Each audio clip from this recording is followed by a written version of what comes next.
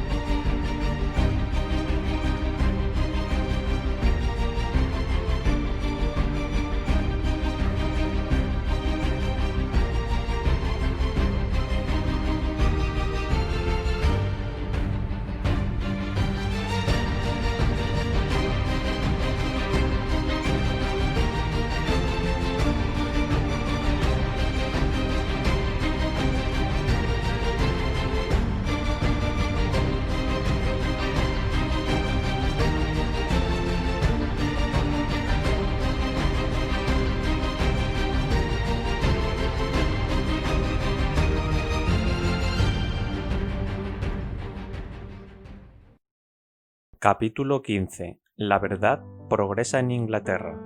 Como veis, el capítulo 14 no va a aparecer en la lista de reproducción porque, sinceramente, yo no subrayé nada acerca de este capítulo. Aquí, básicamente, se resume cómo la verdad progresa tanto en los Países Bajos como Escandinavia, pero es un capítulo muy corto y, como digo, no tenía nada subrayado, no encontré nada realmente importante que contar. Me pareció mucho más importante este capítulo 15, que vamos a resumir, que trata sobre Inglaterra, y allí la verdad sí que fue una gran obra, un gran avance en la obra, así que simplemente quería aclarar eso, porque en la lista, insisto, no vais a encontrar el capítulo 14, ¿vale? Así que, una vez confirmado eso, comencemos. Al mismo tiempo que Lutero daba la Biblia al pueblo de Alemania, William Tyndale era impulsado por el Espíritu de Dios a hacer otro tanto para Inglaterra. Predicaba sus convicciones sin temor alguno e insistía en que todas las doctrinas fuesen probadas por las Escrituras. Al aserto papista de que la Iglesia había dado la Biblia y de que solo la Iglesia podía explicarla, contestaba Tyndale: ¿saben quién enseñó a las águilas a encontrar su presa? Bien, ese mismo Dios enseña a sus hijos hambrientos a encontrar a su Padre en su palabra. La predicación de Tyndale despertó mucho interés y numerosas personas aceptaron la verdad, pero los sacerdotes se esforzaron en destruir su obra, y muchas veces con éxito. Él exclamaba: ¿qué hacer? Mientras que yo siembro en un lugar, el enemigo destruye lo que dejé sembrado en otro. No puedo estar a la vez en todas partes. Los cristianos deben leer el Nuevo Testamento en su lengua materna. Los doctores y maestros de la Iglesia estaban en desacuerdo. Solamente por la Biblia podían los hombres llegar a la verdad. Uno sostiene a este doctor, otro a aquel, y cada escritor contradice a los demás.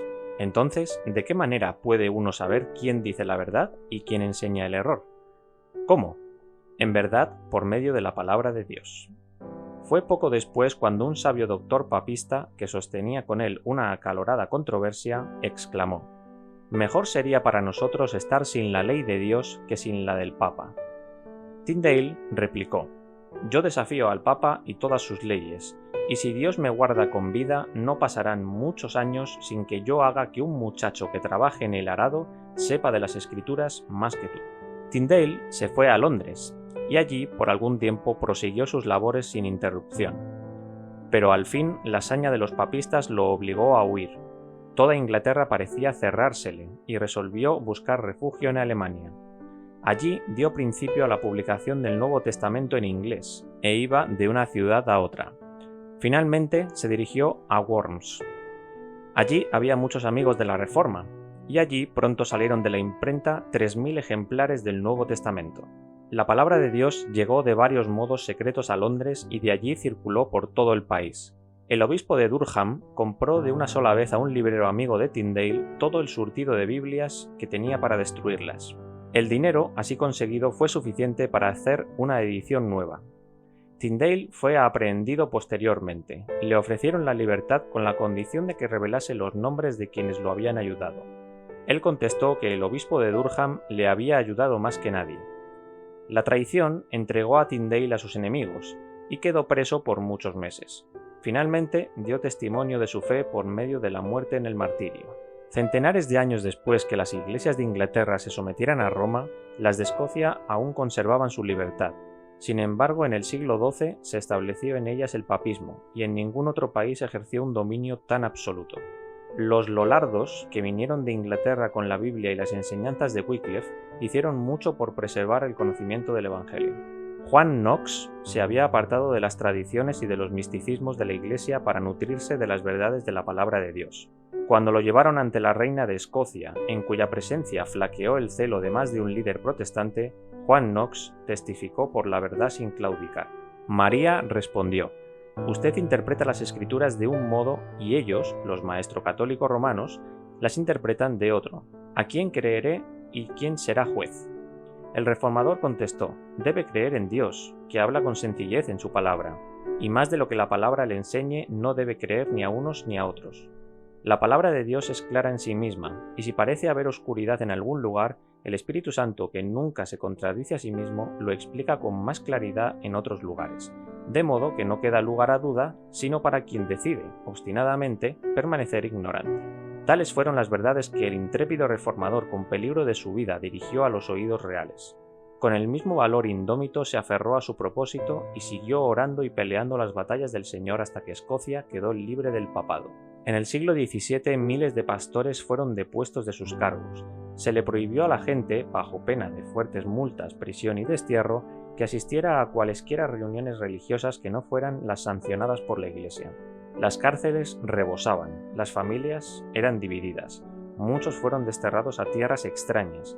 Sin embargo, Dios estaba con su pueblo y la persecución no podía prevalecer para acallar su testimonio. Muchos cruzaron el océano y se establecieron en Norteamérica, donde echaron los cimientos de la libertad civil y religiosa. ¿Y quién puede ser una jota menos estricto sin corromper la palabra de Dios? ¿Puede un mayordomo de los misterios de Dios ser declarado fiel si alterase una parte siquiera de tan sagrado depósito? No. Nada puede quitar, nada puede suavizar, antes está en la obligación de manifestar a todos: no puedo rebajar las Escrituras a vuestro gusto. Cada parte de esta ley ha de seguir en vigor para toda la humanidad y por todos los siglos, porque no depende de ninguna consideración de tiempo ni de lugar, ni de ninguna otra circunstancia sujeta a cambio, sino de la naturaleza de Dios y de la del hombre, y de la invariable relación que existe entre uno y otro. No he venido para abrogar, sino a cumplir.